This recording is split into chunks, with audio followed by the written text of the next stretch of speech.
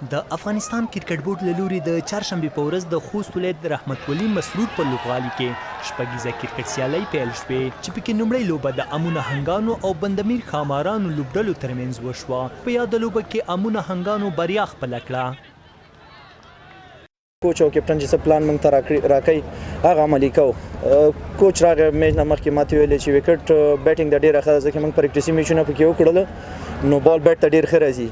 ته لوبې ډېرې کړي او ته د موږ مین بالر یې که چېرته ویریشن ډېر وکړي نو هماغه وجه به ښه بالینګ به وکړي نو هماغه وجه وه چې ویریشن سره بالینګ مې وکړ او وکټ یې مې واغستې. ګورې سر کې موږ هلکانو ډېر زیات ښه بالینګ وکړو فضل ښه بالینګ وکړه هلکان نو او چې کیس کوم راغی موږ وکټري واخیسته مومنټم یې غوند چینج کړه نو موږ چې کله بیټینګ ته لاړو نو سر کې ما اسان ته ویلې چې مطلب ښه بال میلاویږي فینش کوو به چې ښه بال نه مطلب موږ به غلط ټرای نه کوو خو مطلب په ځان هم باور و چې موږ ته خامخا داسې بالر نشته یو چې غضنفر و مطلب چې هغه ښه ځای کې باندې موږ شاوټونه نه وایل نور بالران داسې وو مطلب موږ پرې اټیک وکړو هغې کامیاب شو.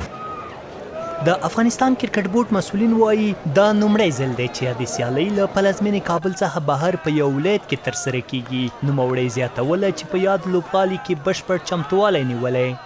چهارشنبه د شپږیزې 11 پړاو سیالۍ دلته په خوست رحمت ولي مسرور کرکټ لوبغالي کې پیل شوې. د تیر په څیر بیا هم د زونونو په کچه 15 لوبډلې به د یو بل پر وړاندې لوبېږي. نن د دغه سیالیو د پیل وړاندې سهار ځانګړي مراسم ترسره شو. بیا لومړۍ لوبه د امو او د بند امیر ترمنځ وه چې امو لوبډلې پکې وکولی شول بند امیر ته ماتې ورکړي. لوبغالی ډېر په ښه ډول چمتو شوی دی په ټولو برخو کې که تخنیکي چارې دي که د لوبغاړو دپاره اسانتیاوې دي که نندارچیانو دپاره دي ډېر ښه چمتووالی نیول شوی دی او د نندارچیانو هم ډېره مننه چې په لوړ تعداد کې راغله او خپل د کرکټ اتلان یې له نږدې نه تشویق کړل. بل لور ته د لوبې نندارچیان د کرکټ بورډ څخه مننه کوله چې په دغه ولایت کې په لومړي ځل شپږیزه کرکټ سیالۍ پیل کړې. ډېر پریمانه زیات شمېر نندارچیان راغلي دي دا چې 11 پړاو شپږیزه لیګ په خوست کې ترسره کیږي ډېر د ویاړ او خوښۍ ځای دی. خوستیان هم ډېر پریمانه راغلي دي که څه هم خوست کې ګرمي هم زیاته ده بیا هم نندارچیان راغلي دي تر څو خپل اتلان نږدې تشویق کړي. موږ ډېر خوشحاله یو چې خوست کې د شپږیزه لیګ موږ له نږدې نه ګوره دغه ملي ټیم اتلان هم دي او نور لوبغاړي هم دي. موږ ډېر سپورټ کوو یې چې موږ ډېر خوښ یو د کرکټ بورډ نه چې موږ ته د لوبې په خوست ګراونډ کې نشروي.